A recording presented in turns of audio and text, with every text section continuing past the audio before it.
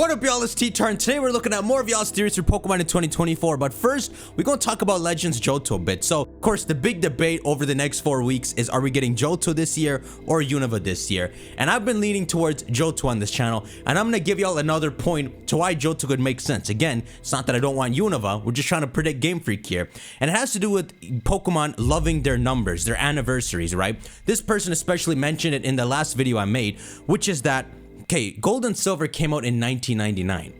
10 years later on their anniversary is when Heart Gold and Soul Silver came out. That's especially why they made Heart Gold and Soul Silver that year, to celebrate it. I mean, that was a pretty big jump from Game Boy Color graphics to those beautiful DS graphics. Gold and Silver to Heart Gold and Soul Silver is the biggest remake quality jumps ever still in Pokemon. I think to this day. Look how ass Gold and Silver looks compared to now. I mean, I played it as a kid, but it's a common opinion out there that Heart Gold and Soul Silver are very good games for some reason, and they're satisfying to play. You can tell when Game Freak remade it, a lot of passion went into it. They're excited for the 10-year anniversary. 2024, 1999 to 2024 is their 25th anniversary of Johto. So, thinking of those in mind, it seems so solid Game Freak would take advantage of this opportunity and do something for Johto. So to think of other examples in Pokemon, 2016 when Sun and Moon came out, that was the 20th anniversary since 1996. So they made Pokemon Sun and Moon their first entries with the tall 3D graphics. And now that you think of it, that's probably why they had Red and Blue play a small cameo in those games. It was more so a celebration of that. That's probably why they were so useless and they just never popped up in future games. It's quite fitting because if you look up when Black and White came out, it was 2010. So if we got Black and White remakes pushed to next year, 2025, that would be a solid 15-year anniversary to then touch on Unova revisits, while it also is solid for 2024 to be the 25-year anniversary for Johto. Crystal remakes and a Legends Johto would be perfect. It's kind of interesting, right? If you look up when Pokemon Yellow came out, it actually came out in 1998, which is exactly 20 years after that Let's Go was made. 2018. I'm telling you, Game Freak loves its anniversaries, and we're just talking about the overall Johto anniversary, right? That is 25. I know if we looked at when Pokemon Crystal came out, that would be the year 2000. They can't hit all the specific anniversaries. It just worked that way for Let's Go. All right, we'll talk more about Legends Johto later. Let's go to y'all's theories.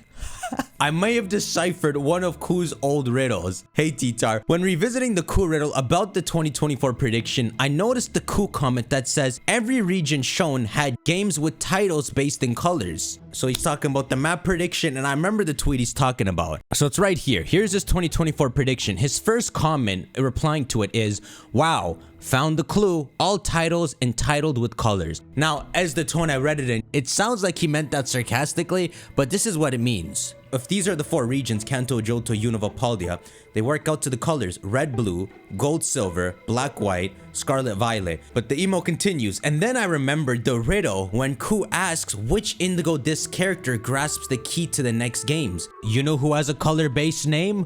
Carmine, which is a type of red. It's this deep red color, and it's why the inside of her hair is colored red too. Kieran's name is just like dark one.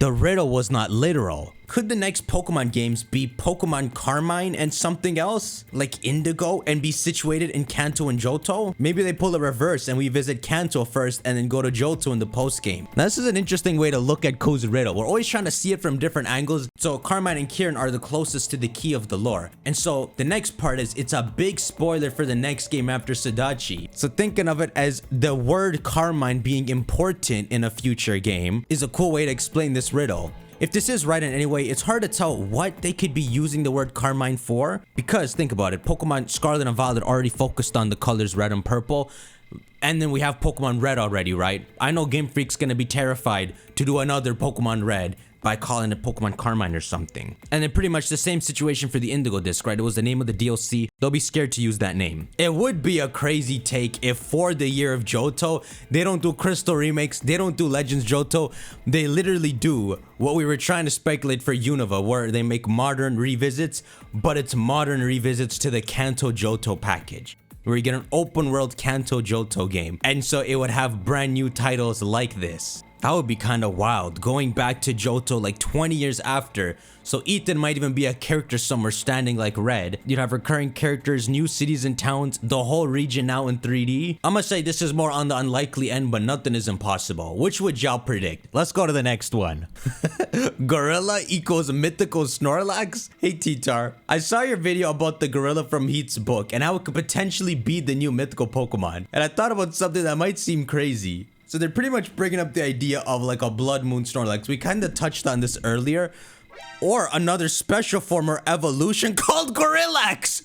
That is amazing. Yo, if that creature he saw was an evolved legendary Snorlax. Oh, Gorillax. What is Snorlax called in Japanese? Kabigon. Snorlax is a very odd Pokemon. We can't really tell what it's based off. I mean, it's a bear. It's a bear that's very fat and sleeping, but it never looks like a bear when you look at it. You don't even know what it is. It looks like a new animal. But yeah, Pokemon will cross over species all the time. You know, the Remoraid Octillery example, a freaking fish turn into an octopus. You could have Snorlax evolve into a gorilla. It would be like, you know, Snorlax walks down a path of vengeance and he can never rest again. So it's like a bad evolution for it, but it is an evolution. Or it could be that one-of-a-kind situation like they did with Carpink and Diancie. So you have the Lord Snorlax, the only one who's not lazy, worshipped among them, which would make Gorillax a mythical Pokemon. Just imagine this thing in Heat's book turning around and having the face of a Snorlax, but it's a bit more aggressive, like a buffed and fit Snorlax. That is so terrifying. You know, whenever thinking about a slim Snorlax, I kept thinking a regional variant, where the dude just decided to work out with all the food he ingested as a Munchlax. But not like this. But I don't know what purpose it would have here. Maybe it's actually very smart and able to traverse through time. Wait. Legit, the way Heat saw it in Area 0, it looks like it's just minding its business. By the way, another thing it could be is slacking. Slacking is in the games. The silhouette doesn't look like slacking is the issue. But the closest we do have to a Pokemon in Scarlet and Violet is slacking. Doesn't seem like it though. It would actually be cool if that drawing Heat saw was a Snorlax evolution the whole time and none of us ever would have suspected. I think, oh my goodness, it really is a gorilla though. I would say I just want it to be a fit bear if it's the Lord Snorlax.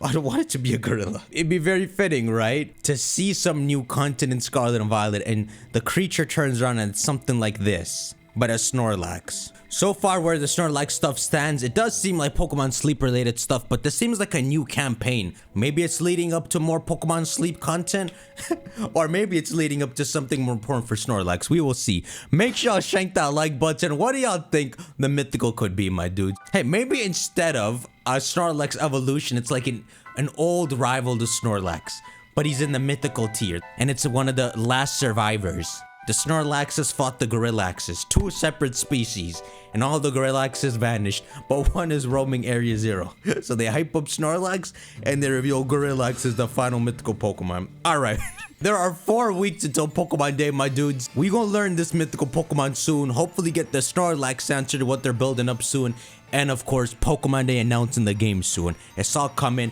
I'll see you on the next one. You can email me here. Take care.